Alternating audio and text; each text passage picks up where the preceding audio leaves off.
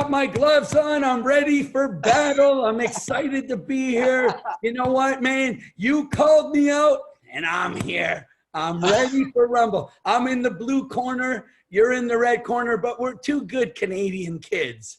And we're going to have fun with this real estate. Why real estate's better than bonds. Are you ready, buddy? Are you ready? Oh man, you're gonna make me laugh. Okay, perfect. Well, Pauly, I just want to introduce you because you know, for those that I know everyone knows you on Millionaire Flicks, but for us, you know, here in Ottawa, they may not be familiar with you. So you're actually originally from Montreal, and you're born in Montreal. You went down, I believe, it was Florida to help with your aunts and uncles with their real estate business. You got really interested in real estate, and then now you're in Nashville running your own very successful real estate business called Revision Homes, and where you bid, build, and design homes. You actually had a show called Bid, Build, and Design. But the really cool thing is you were actually like a semi-professional competitor as a boxer. You did martial arts. I was a world champion, ISKA world champion kickboxer, my buddy. That's awesome. You know, and there is no semi-pro. It's either amateur or pro. And anybody like with a good amateur background can sign a pro contract, and some people even could sign a pro contract. So I hope you brought the contract because we're ready to rumble. You're taking on a world champion here, buddy. That's awesome, man. And Pauly, you told me before about your coaches were pretty hard on you, when you're training. Like it wasn't like they put you through the ringers. You know, that whole process of when you're training for martial arts. Yeah. Well, you know, look. A good coach always tells you what you need to hear, not what you want to hear. And, you know, when you're an athlete growing up, and I grew up in humble beginnings. So, you know, there was a lot of bad things in my neighborhood. I grew up in Montreal, but in the inner city, place called Point St. Charles. Anybody who knows it, especially back when I was growing up. And I'm in my 50s. So you could imagine in the 70s and early 80s what that area was like. And there was a lot of bad things, you know, drugs, alcohol running rapid. A lot of kids were, you know, just not doing the right thing. And for me, I was in the gyms and my coaches were really hard on me. And I used to think they hated me, to be honest with you. But as I grew older and as I realized that the discipline in being an athlete and how it helped me in business and how I took that discipline and the work ethic that I learned as an athlete into my business life, I realized then that they didn't hate me, but they really loved me. And they coached me through all the bad times and all the tough times to become a world champion. And, you know, you get older, your body breaks down. There's one person you'll never beat, my buddy, is Father Time. No matter who wins this debate today, Father Time is the toughest guy I ever fought. But looking back on my career as an athlete and in business, having coaches that care is not necessarily the ones that coddle you and tell you what you want to hear. It's the ones that are really, they push you. They're sometimes mean to you. Sometimes they'll yell at you when you need a good kicking in the ass, so to speak. You know what I mean? So. Yeah, I know exactly what you're talking about because I competed in playing hockey and football. And it's the same thing. Like the best coaches were not necessarily the nicest coaches. They're the ones who drove you. And I remember my hockey coach, he would be yelling at us all the time because we were a bunch of young kids, right? But that you have to that's how boys react, right? When they're being yelled at. So it's like, they have to drive you. And exactly, I love how you say, you know, sign of a good coach is a coach that tells you what you need to hear, not what you want to hear, right? And you've been actually, JT Fox has been your coach, your mentor for quite some time, I think 8 or 9 years now. And about 9 and a half, helped you. Actually. And he pulled you out of the crowd. He saw something in you, pulled you up on the stage in your track pants, and it was all uphill from there. Yeah, well, see, I made a commitment not just to JT and the organization. I actually finally made a commitment to myself because I was doing business and I was doing okay considering you know what most people do, but I just was hitting that ceiling. I couldn't expand. I couldn't scale. I was doing the same thing over and over. And of course, that's the definition of insanity. And I finally made that commitment. JT pushed me through all of those ceilings, the bottlenecks in my business. And I just was coachable. And I think anybody that's being coached or doesn't have a coach, wants to get a coach, you have to humble yourself and really keep yourself coachable and open to change. And I think a lot of people are scared of change. They know one way, even if it's working that much, like it's doing okay more than I guess the normal. But if you really want to get to that peak performance, you have to change your mindset. How you change is how you succeed. Learning how to sell, learning how to be coachable too, and implementing all the things that you need to implement to expand your business. So that's what I did. And, you know, here I am 9.5 years later, and I do very well, you know, in the real estate field and other businesses. Yeah, exactly. So you've done actually over 400 house flips, just to give people a sense with Revision Homes. Yes. We're thrilled to have you here today. We're very blessed to have you with us. And tell us your favorite thing to do in Nashville there.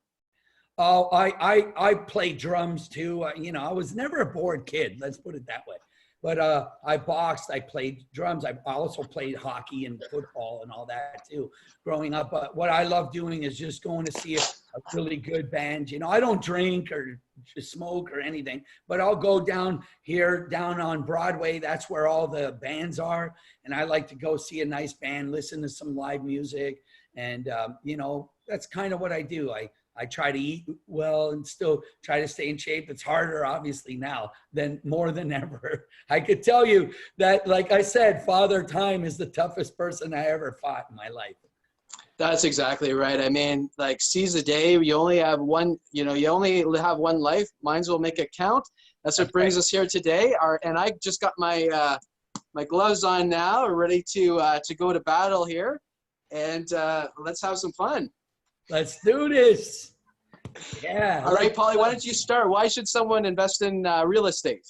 Well, let's go round one. The number one reason why I love real estate over stocks and bonds is because it's sticks and bricks. It's something tangible. You see it. A lot of people that invest in stocks and bonds, they're not in control of their money. You know, they're putting their money out into, you know, the stock exchange, and somebody else is really controlling their money. Now, yes, they might hire a financial advisor like my buddy here I'm debating. And yes, that is a part of being coach. A good money coach will protect your money. I'm not 100% against it, but in real estate, you really see, you touch it, feel it. There's no, it doesn't move. It doesn't drop really quickly. In the real estate market, the market just moves. It has a slower pace. Stock market, one day it could be down, and then the next day it could recover and have record breakings. The thing with real estate, it's steady, it sticks and bricks, and it's tangible. Your turn, buddy. All right. Excellent. Well, the thing, you know, and I totally get that, right? You know, you're right about a bricks and mortar, you know, that makes sense. And the thing is, just think about your day. So you wake up in the morning, you know, put shampoo in your hair, and you know, that's made by a company, Procter and Gamble. You take your car for a drive. That could be Ford or Toyota. And you get to use your phone, your Apple phone there, and then you go to the store and make a purchase, use your Visa or your MasterCard there, and then maybe you do some of your banking over your phone. And so when you're investing, right, you got to invest in high quality companies, right? Companies that have been around for, you know, for many years, 50 years, or you know, even technology that's been around, you know, even sooner, and companies that also pay money to you, just like in real estate, right? They pay a dividend. That income is actually being generated from that. So I would never invest in something that's extremely high risk, because if you're investing in things like cryptocurrency or marijuana, you're basically gambling your money, right? It could go, it's like investing in a yo-yo, right? It's going to go up and down, up and down. But if you were to create a well-diversified portfolio where you have, you know, a little bit and some money, you know, 20% in banks, 15% in consumer staples, 15% in consumer discretionary, some, you know, 15% in technology, and so on and so forth, that you have a well-diversified portfolio. What that does, it does prevent the ups and downs. And especially now that when we're having some extreme volatility in the market, you want to make sure that you have defensive stocks as well. So those defensive stocks would be, as we talked about, consumer staples, like people need to eat. They need to, buy stuff at the grocery store. So companies like, the Procter and Gamble's, the Costco's, the Walmarts of the world too, like that aren't going to be as volatile, or even healthcare, right? I mean, people still getting sick. They still need healthcare when even, when the economy's going down. Now, it's not to say that, of course, we're all, all companies are affected when you get a major recession in the market, but still you're not going to, if you have defensive stocks in your portfolio, that's going to help prevent you from the downturn there. So it's all about having a diversified portfolio, and that will allow you to rock on, get a great return in your portfolio. And back to you, Pauly. All right, boom. Oh, that was a good hit. Oh, I had my guard up. I got my gloves ready. Now, you made some really good. Oh, he's got the signs out. Oh, my God, look at that. He had some sneaky little signs made. I like it. Well, let me give you what you just gave me on your sign, the BAM. Listen, it sounded all nice what you were saying there, but you know what? It sounded very, very difficult, and it sounded like you don't really control, like what I said earlier, you have to have somebody that's educated and so on. Now, let me tell you my point. As real estate, okay, you always hear, where are most millionaires made? You don't hear they made it in the stocks unless you're like Warren Buffett and all these people that already have billions of dollars, right? Most average people, just a guy like me who grew up in humble beginnings, had nothing, right? Those are the people that invest in real estate and become millionaires. You never hear people talk about, well, the stocks are where I made my millions. Now, there is people that made millions in stocks, but most millionaires are made with real estate. Why? Because an average human being with just average intelligence could go in there and buy a kind of dilapidated deal. Now, granted, there's a lot of numbers that you have to know, but you could buy a dilapidated deal. And even if you make a mistake and pay for it a little bit higher, you're still over time holding on that property. You're going to still be able to rent it, and it's still going to increase in value. You got to admit, when you buy a house, 10 years ago, it's always going to be worth a lot more 10 years later. There might be some ups and downs and hiccups in the road, but that sticks and bricks will be worth a lot more in 10 years, longest you just maintain it in not a beautified way, just a regular maintain, just putting in a little bit of paint, keeping the water away from the foundation and all that. That's why more people become millionaires in real estate than you ever hear in stocks. Now, I'll give it back to you. Bam, there's one for you, buddy. All right, well, that's a good one there, Pauly. You're taking out the heavy punches here, and that's a thing. But real estate, though, you need a lot of capital to actually buy a home. If you think about the everyday Joe, right, to be able to afford that down payment, and we're talking about tens of thousands of dollars here. Whereas, as coming back to the average Joe, right, if you just you're starting off a new job, maybe you're making like 30, 40,000 a year, you want to start saving for the long term. Well, say you invest in a mutual fund, and a mutual fund is just a collection of various diversified stocks. There's a fund manager who's going to manage all those stocks for you. They get the professional management, but you can also invest a relatively low amount. So you could be investing like $100, $50, even as low as $25 a month to help you, grow that money for the long term. Now, I definitely think, when you become really successful, having a piece of real estate as your portfolio does make sense. But it's like the traditional. Historically there's four pillars, right?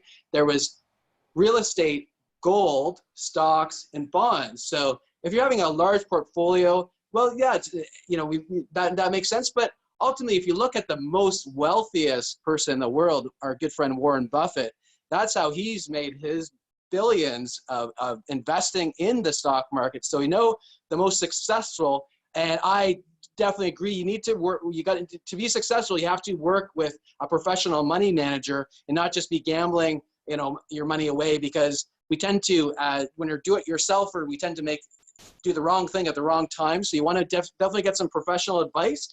And that's why a mutual fund is a good way to get started, to get entry level into the market, just get a high quality, you want those high quality companies, and that will allow you to build up your wealth over the long term.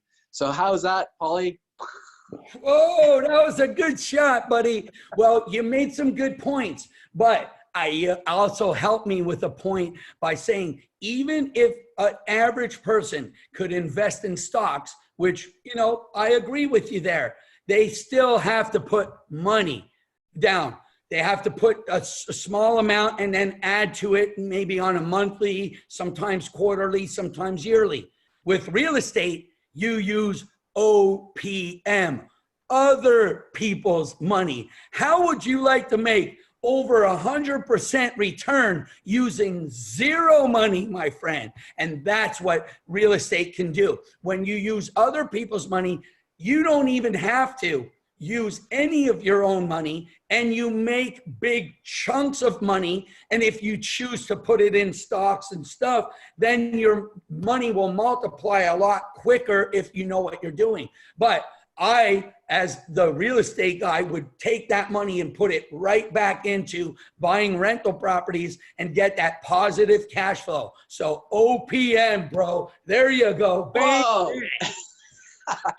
Yeah, that's good. And speaking of money, and that's one of the things that kind of scares me about real estate is, you have to pay like legal fees, you have to pay a lawyer to do the contract, you have to pay a realtor to purchase a property, then you might have to pay like land transfer taxes.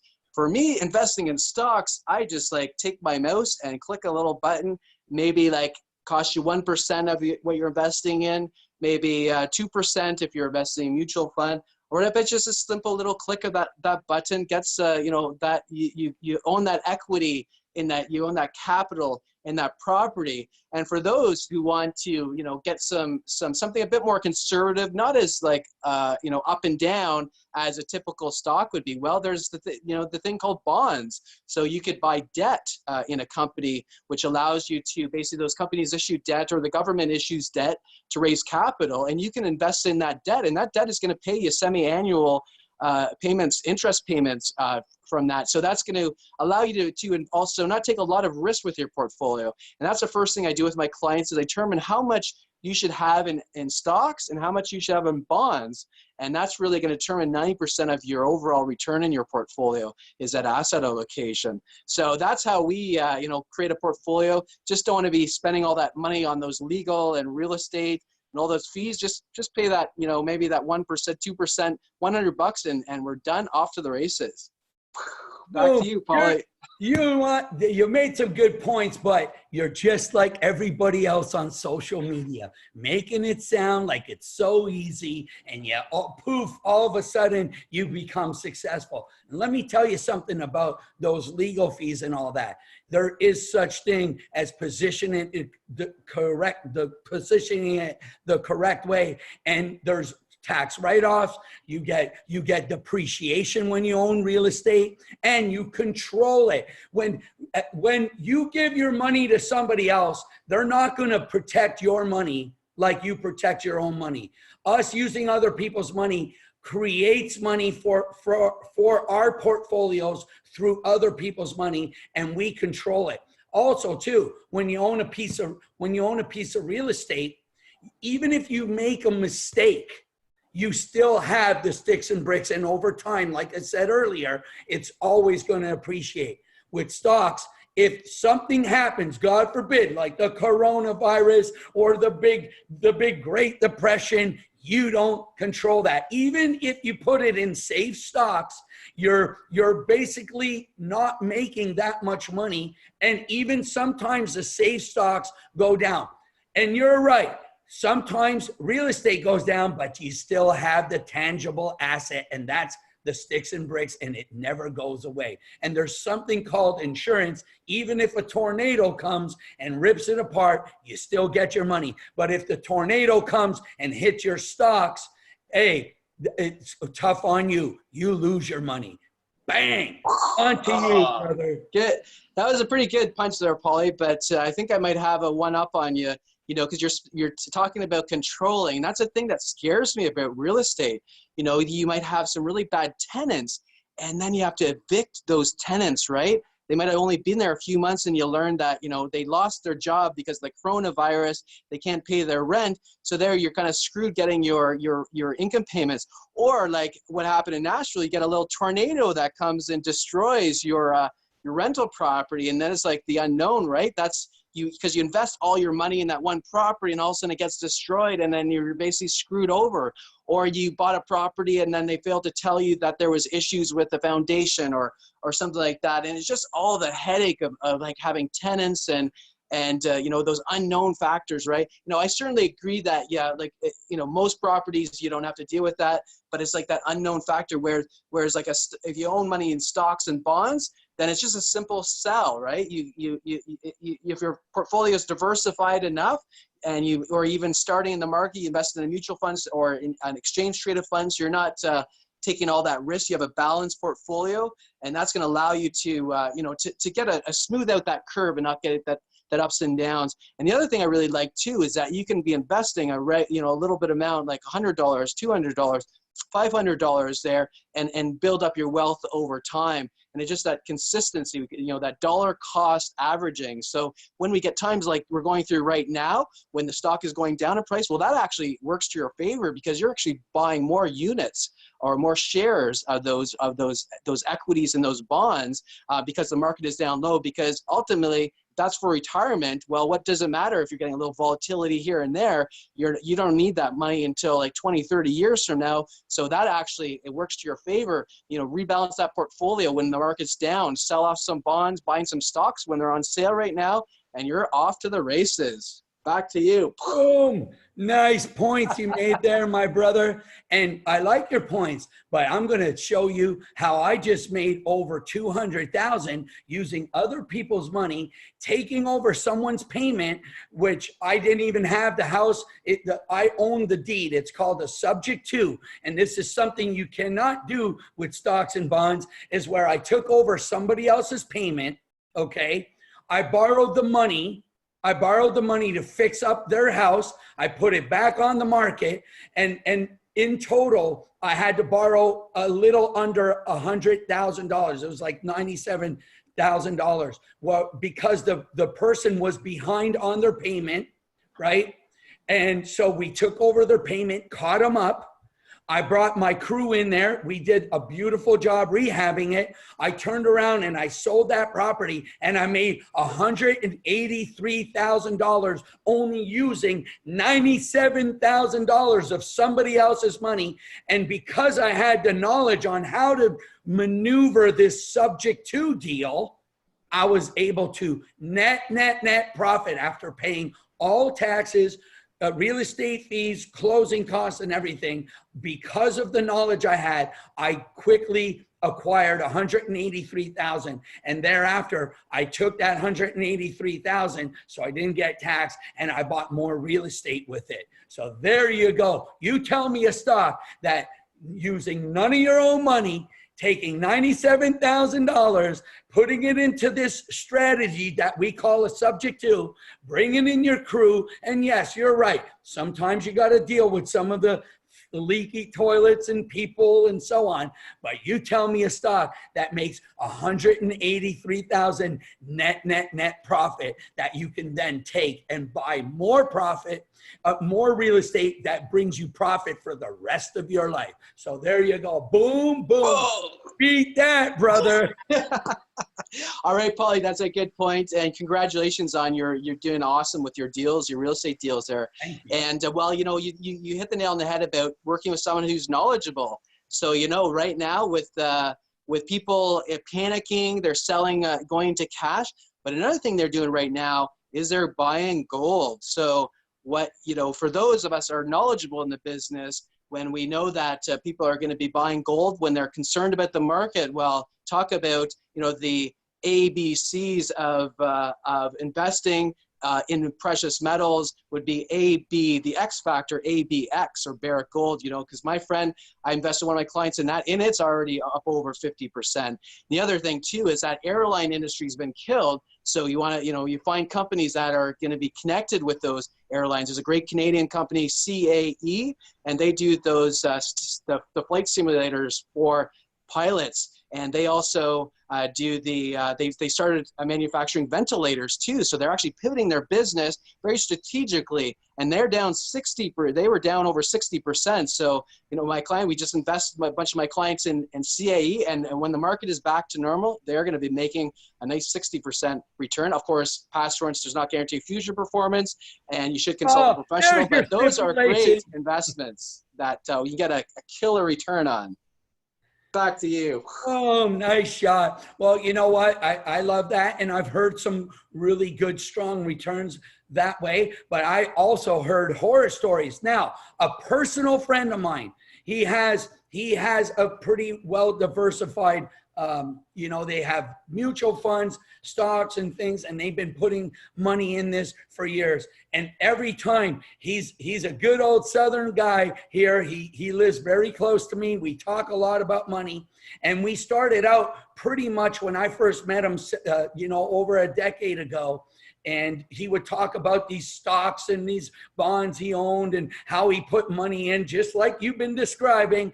And he always comes up to me and says, man, my stocks and bonds, nothing's performing. I don't see the growth that I want. I keep putting money in here, and it seems to just be staying. One day I win, one day I lose, 1 month I win, one month I lose. But me, on the other hand, which took the real estate side and I started committing myself to real estate, I've made millions of dollars, and he's still playing around with the nickels and dimes that he's been doing on the stock market that goes up and down and all around. Now, it could be that he doesn't have a person like you managing his portfolio. He probably just has a regular person, and there's a lot of people, just like there is in real estate, that tell you they know what they're doing and they don't. And I want to put that out there for people listening to this to know that you have to work with professionals. Me, myself, I know Paul knows what he's doing, but maybe this particular buddy of mine, that's a neighbor of mine, is not getting the returns that he should be getting. And he's watching me make millions while his portfolio pretty much, sometimes it's good and sometimes it's bad. With real estate, it's always good when you know what you're doing. Yes, it takes a little bit more chutzpah, a little bit more heart and soul to do it. And I don't move around a mouse. I have to deal with people. But in the end, the money is made with that tangible asset. Back to you. Bang. All right. Well, that was a good one, Pauly. But I think I can, come back with you and block that punch, because nothing, you said it, you hit the nail on the head. You got to work with a professional, because if you're a do-it-yourselfer, if you don't understand what you're investing in, then you're just going to shoot yourself in the foot. The natural reaction is when the market is going down, people want to sell. And when the things are going really well, when the market is inflated, people want to be buying, right? That's a natural reaction because, oh, my buddy just made 20% in this stock. I want to go buy that. It's exactly the opposite of what you should do. So you should actually be buying when everyone else is selling. You want to be greedy when everyone else has fear. And at the same time, when the market is taken off, when it's inflated, there's a big bubble, that's when you should be selling, taking off some of the profits off the top, right? So that's a problem with those do-it-yourselfers. They're not properly diversified. They're not going to have, money in the US, Canada, or internationally, right? They're going to have mostly invest in their own country, companies in their own country, so they won't be diversified enough, and they're going to be, doing the exact wrong thing at the wrong time, And the other thing too is, I'm going to pull out the heavy hitters here, Paul. And when you are getting into retirement and you've invested all your money, say in your home, and comes to retirement, you're rich on your home rich, but the problem is when you start taking money out, if you have a stock portfolio, you can start taking money out of that. You can be selling those equities and those bonds and start taking income from that. You can also make your portfolio a lot more conservative. But the problem is, if you invest all in your own home, well, what are you going to do? Are you going to go and rent your driveway? But no, you missed the point, my buddy, because you're going to build a portfolio of rental properties. You could buy buildings, and by the time you can also leverage other people's money, like the bank's money or private money, and you use other people's money to leverage, and that money starts coming into your pocket. Because don't forget, I get a lot of mailbox money because I own a lot of rental properties. And you say, well, yeah, but with those rental properties, you're going to have a lot of problems and issues. You're right about that, until you build a good enough portfolio and you get the right management company, and that management company manages your portfolio and then sends you mailbox money. And let me tell you something, most people that are that been putting in money, an average person, because we're talking average people here, not Warren Buffett or, you know, these real estate tycoons that own $1 billion in real estate. We're talking an average, good, hardworking person that now has several rental properties. Those rental properties now are owned free and clear. They own the asset. They're getting a beautiful dividend. Every month, it gets better year and year because monthly rentals increase. And then they're getting that money, and they could use that money to live off of. And the returns most of the time are a lot better. And it's safer, and they could easily pass that on to their kids when they pass away. And that asset will keep growing. And I know that to be true for stocks and bonds. So I'm not saying that you can't pass that on, but what do most people want to see? They want to feel and touch and taste their property that they own. And all they own with stocks and bonds is paper that they don't really necessarily control like you do real estate. Bang, bang, back to you. Kaboom. Oh, he's got another sign. You gotta love it. I love it. From this, from our fun match, and it's great to see. Congratulations on your amazing success, buddy. And we're really happy for you. Yeah, we're gonna record this, put this on Millionaire Flicks, and maybe a few other people can learn a thing or two. So we at this time, I know there's a couple listeners out there. What do you think? So what do you think? I think Drew and Camille, what are your thoughts? What did you think about the debate today?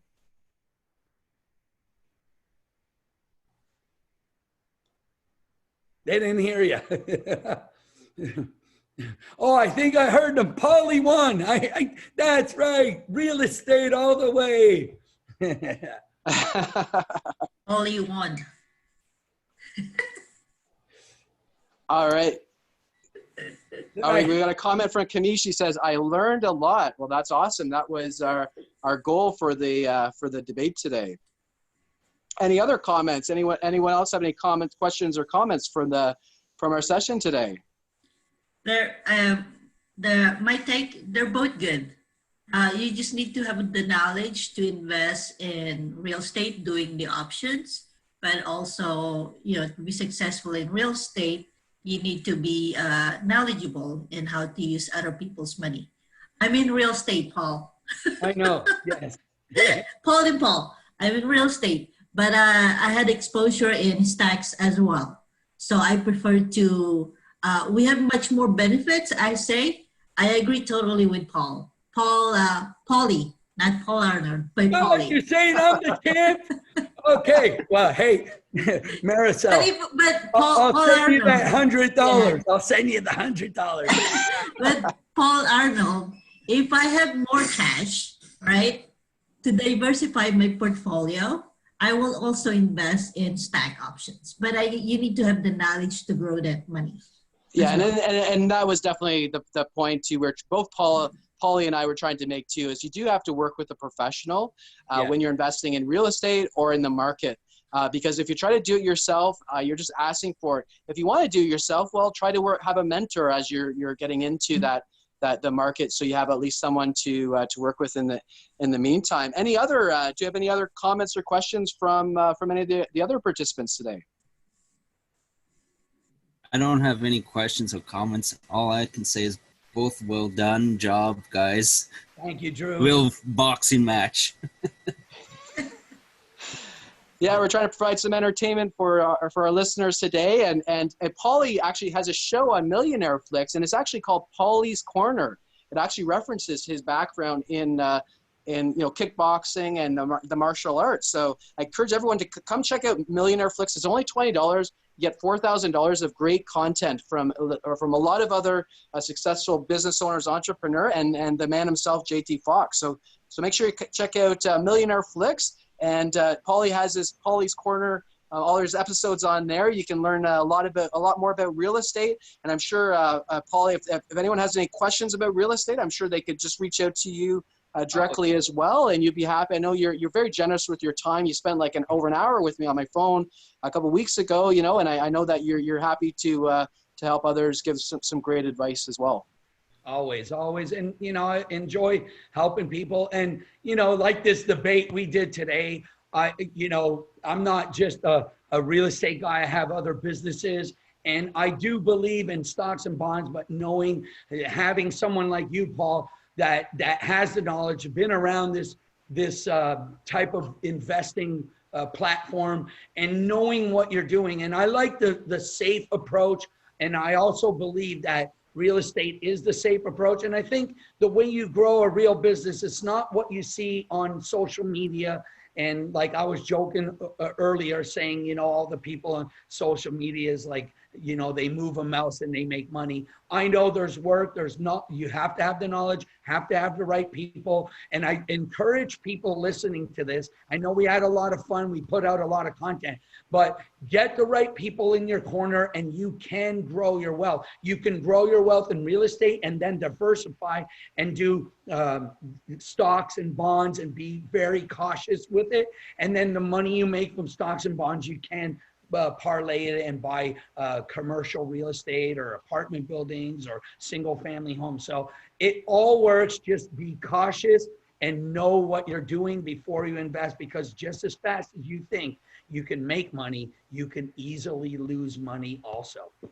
Yeah, and Pauly, that's a great point. And I think the issue too is a lot of these, and I especially see a lot of people on like cryptocurrency getting all excited. I made all this money. I made all this money in cryptocurrency on Bitcoin this month. I'm up over 50%. What they don't tell you is, let's backtrack to March, and they were down 70%, right? So it's these people it's like cryptocurrency. I wouldn't touch with a 12-foot pole. It's like you might as well be gambling your money. Either you win or you lose at the table. Same thing with marijuana, right? It's like you just might as well gamble.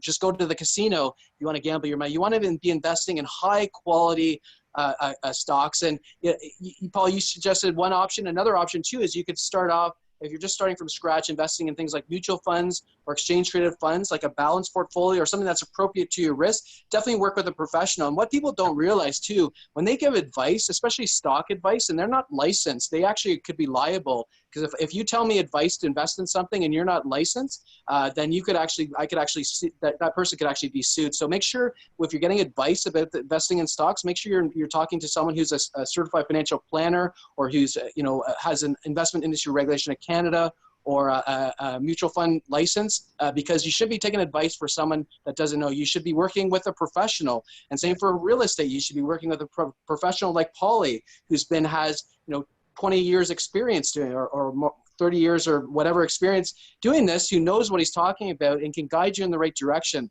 So, and that's what happened is so many people try to do it themselves. They end up getting burned, and then it just turns off. They end up just, investing in cash their whole life. So the lesson is, work with a professional from the beginning and make sure you do it right. And once you feel like you have the knowledge, never invest in something you don't understand, right? You have to have that knowledge if you want to invest in it. And there's enough knowledge out there that will get in your right corner. Stay away from Bitcoin, cryptocurrency. If I can get you anything, stay away from the popular stuff like marijuana.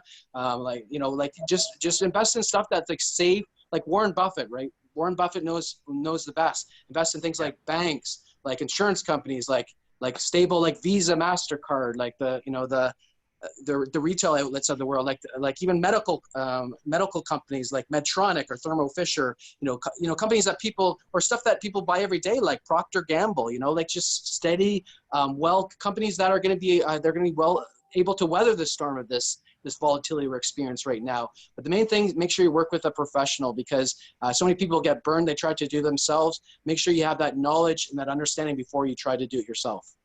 Yeah, and that's, you know, I couldn't have said it better. I mean, you know, it's all about who your sphere of influence is. And you mentioned cryptocurrency. I know people that made money, even JT made money in it, but I don't believe when the founders of crypto, they wanted a new currency. I just think it's an investment vehicle and it's not a safe investment vehicle. So people always ask me about crypto. It's not going to take over as a exchange, a money exchange. It become an investment vehicle that's not safe and it's very volatile. I don't know a lot about crypto. Obviously, I'm a real estate guy, and I love your approach, Paul. Is your same approach that you take with stocks and bonds, mutual funds, things like that. I take that same approach with real estate. I'm not looking to buy hotels and these big office buildings that I don't have a lot of knowledge on. I'm not saying you can't make money on that, but I stick to what I know and I keep learning and I stay in the vehicle that keeps everything safe. Remember, when we're teaching people, we're teaching average regular people that are, you know, maybe in the top 10% of the world that can invest in these type of vehicles. And sometimes even people, just an average person that's, you know, a middle class person or even under middle class. I've known a lot of people that just make maybe 40,000 a year and they're smart with their money. They don't go blow it on stupid things. They find somebody like Paul or like me, and they learn how to invest very little, very safely. And remember, this is a marathon. It's not a fast, quick race and you make big money. It's a marathon. It's being strategic. It's being smart. It's doing your due diligence. And once you do that, even an average person can become a millionaire. It just takes time. And longest you accept that and you don't see what's on the internet out there where some quick funnel or drop shipping or some new wave thing like crypto's coming in and people are making millions, longest you understand what we're trying to do here today is telling you guys, even the most average of people can become above average and multimillionaires if they understand and do their due diligence. So that's our point today. Yeah, no, that's a really good point, Paul. And one thing I wanted to add in, and I can certainly understand that people can make money investing in cryptocurrency, or let's say even like precious metal, like gold. Sure. Let's say things like natural resources, like the oil and gas sector. Let's say marijuana. You know, they're very high risk. Also, emerging markets or private equity. The one thing, if I could just emphasize one thing, just like only take about 5 or 10% of your portfolio to invest in those high risk assets, or things like hedge funds, or, you know, things that just don't own too much of your portfolio in one thing. It's like the eggs in one basket, right? Don't put all your eggs in one basket. Only put 5 or 10% of your portfolio. If you want to go high risk, something high risk, just take a small port, because that way, if that, you know, that 5% goes down to, you know, to $2 or to $1, you know, that if it goes down 50%, 75, 80%, it's not going to have a huge impact on your entire portfolio. And that way you can then rebalance your portfolio and then maybe invest some more money in that asset class when it's down low. So that's, if I can just, you know, get anything else, it's just, if you're investing in the stock market, just make sure you're diversified. And one easy way to do that is just invest in, you know, a mutual fund, because a mutual fund will already have all that diversification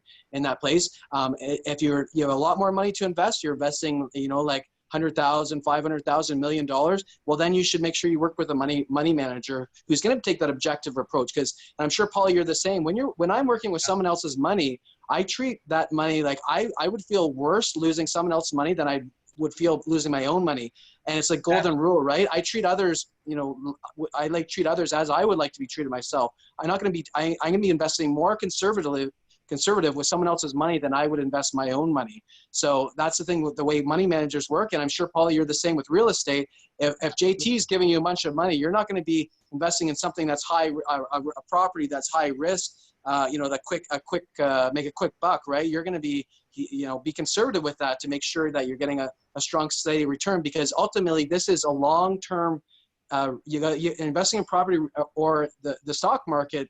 This is a long-term game. This is not something you're trying to make a quick buck overnight. If you want to stress out, be a day trader and do that, and then like spending, you know, 12 hours a day doing that, I mean, that's fine. But the way, you know, professional money managers work, we're looking at least 5 years down the road, 10 years, 30, 40 years when you're going to retire, whatever that may be. It's a long-term game. And I work with serious long-term investors, not day traders. So, hey, Pauly, do you want to have anything else you want to add? Yeah, I just want to touch upon what you were just saying. And I agree 100% when you're using other people's money, you have to protect that money. And really, ultimately, that is your goal. That's your main alternative and goal, because your character and your name means everything to you. So when they're trusting you with their hard-earned money, you better know what you're doing, and you better protect it even more than you would protect your own. And I know how I protect my money. I'm not some cowboy. And I love the way you said it. Just it's a long time. And you know, once you understand, if you accept that and you invest with people that have that mindset, like Paul and me, you know, then you're with the right people. When someone makes it sound too easy and get rich quick and day trading and all that, I'm not saying there's not people who don't make money day trading. There's some that do, but let me tell you, they don't tell you what they lost to get that knowledge. And I can tell you, when you go to a casino, right, and you lose, you don't come home and tell everybody how great you did or what you lost. But when you win, you come home with the trumpets coming, everybody how much you made. So remember, this happens in business too, even in the real estate game. And I know, Paul, you've seen it in stocks and bonds and mutual funds. And even sometimes when somebody's diversified, if they don't have the right people and they don't have the right mindset to understand that it's a journey. Business, it's a journey. You know, I've been grinding for years. I'm in my 50s. I mean, you know, I didn't have abundance of success when I was really young.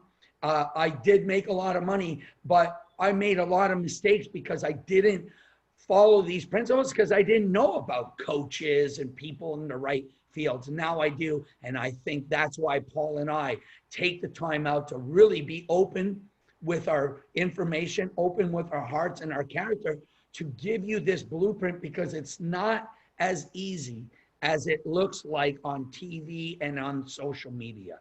So that's my 2 cents. I hope that helps you from my side, Paul. Yeah, Paul, I know that's great advice. And that's one thing I really like how you said about, people always talk about, you know, when they've done really well, they won all this money, or they made it in the stock market, but they never tell you all the times they've lost money. Yes. And I would encourage you, and that's one thing I really liked about the debate that you did with JT, is that both you and JT talked about the worst mistakes that you made. You owned up to times when, you know, those that when you learned some valuable lessons about investing in real estate, because you learn from your mistakes. So why would you, you know, start from scratch and just try to do your own thing and then make mistakes when you know, and JT says this himself, right? Like, you know, a master learns from his own mistakes, whereas the genius learns from other people's mistakes. Yeah, I learned from other people's mistakes. Exactly. So why don't you learn from, you know, professionals' mistakes, and rather than, you know, screw up on your own, right? Then you're off to the races. Yeah, Pauly, that you said it perfectly there. Thank you. And buddy. anyway, this has been so much fun, Pauly. Thanks for your time this morning. And when we're off back, you know, maybe one day we can get in a real ring and go back and You don't want to do get this in again. a ring with me, buddy, for real. I promise you. I'm the most stubborn fighter you've ever been. Yeah, I know. Even at my age, I'll leave you with this.